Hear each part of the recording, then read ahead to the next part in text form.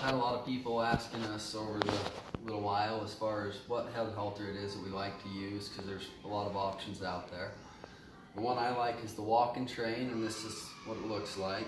As far as the way it functions and some of the features of it, this part is your neck strap, or the strap that's going to go around the back of their ears right there, and what holds it on. And then you got the mouth strap, this part that goes around the dog's nose right here. And it's adjustable just by lifting that little button up, and then you can slide it up to make it smaller, or slide it back down to allow them to have more room. We'll just kind of go over fitting this to your dog real quick, and some of the things to watch more, and how to tell if you fitted it right or not. So when you go to do it, I like to put my hand in it like this just to hold it open. And I'll put my free hand on this buckle part. So you can just put your hand around the dog's muzzle, and then with your free hand you use that and you pull it up on the rest of the way. And then you grab the buckle part, and it's important to make sure you get around the dog's ears, that you get behind them.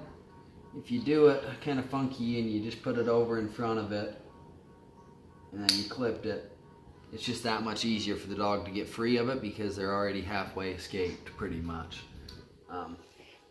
So you're going to put them over the back.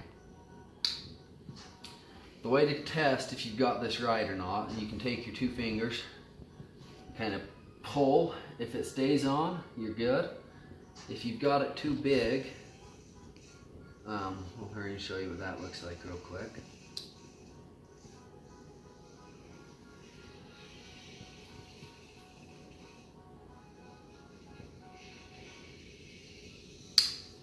So if you get it too big, it'll just slip right over and the dog will be free. So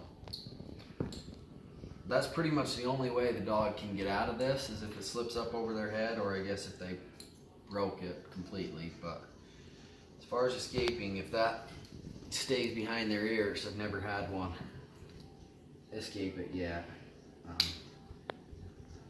So just give it that check. I mean, it doesn't have to be super tight, because it's not really applying pressure. It doesn't function off of that like your typical buckle collar does. It's just there to keep it on. And then on the mouth, you want this to be loose enough that they can open up their mouth and breathe. Dixie.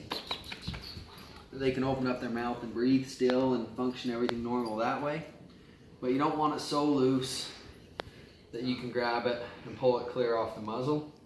So that's about right for her. Then you got this part down here. This is what they refer to as their safety latch. The purpose of it is to attach it to your dog's regular collar, like that. The purpose of that is so if this buckle back here did happen to fail, or you sized it wrong or something and this dog did slip it, she's still going to be attached to your regular collar that's there. So it's just kind of a nice little feature there, nice little safety, especially to give you some room for air while you're first learning how to use this collar.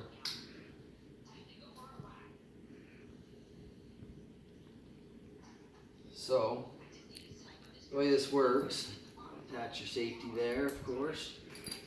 Then your leash will attach to that little O-ring right there in the middle.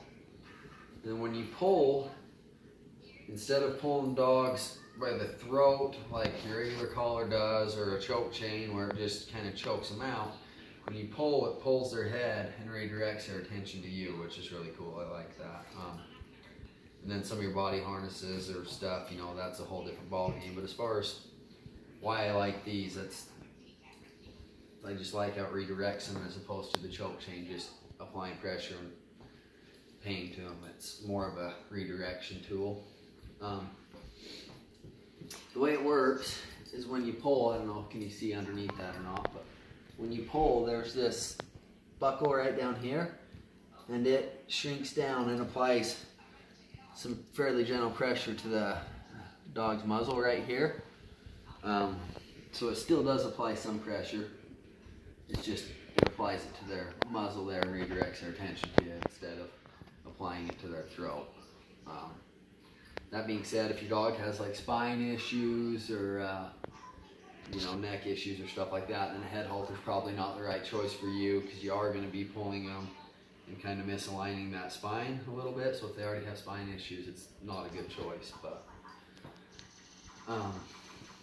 yeah, it's kind of, that's it. That's why we like it. I typically don't really attach this, but I would recommend that you do, especially first, just so you don't lose it.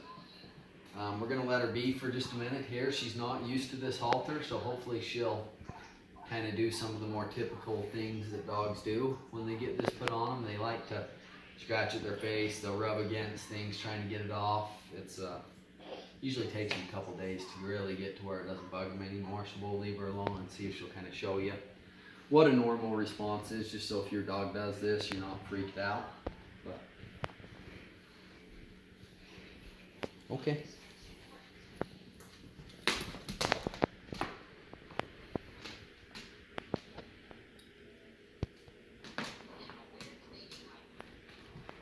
Dixie, I gotta get that.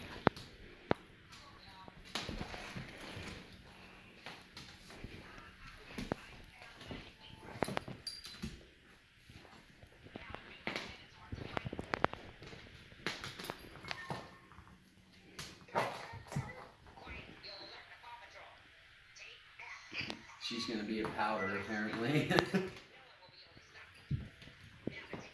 I said, this is all pretty normal. They'll kind of resist it for a minute. Don't be afraid to kind of, Dixie, redirect her attention and give her some love so that she knows it's okay. I'm not necessarily advocating that you just strap it on her and abandon her. Don't even be afraid to, if you got treats and you don't mind doing them, one of the recommended things that I've done is you put a treat in this hand, and you can let her eat the treat and put it on her, give her some love, take it off, let her eat a treat, put it on her, give her some love. Anything you can do just to help turn this into something that's not scary and on their face, something they're not used to. Just something that can, anything you can do to help them make it think that this is a positive experience, that this is a fun thing. When they see it, they should get excited, because it means they're going to go out and go for a walk. So